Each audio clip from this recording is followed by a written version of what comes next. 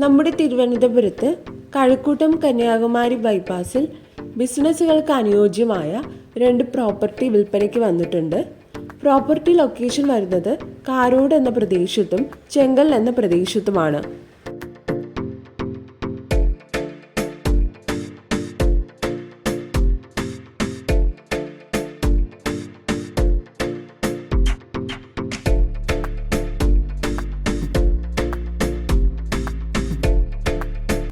Bypass frontage വരുന്ന ഈ സ്ഥലം 8 സെന്റ് 10 സെന്റ് എന്ന രീതിയിൽ ആവശ്യാനുസരണം 3 ഏക്കർ വരെ എടുക്കാവുന്നതാണ്.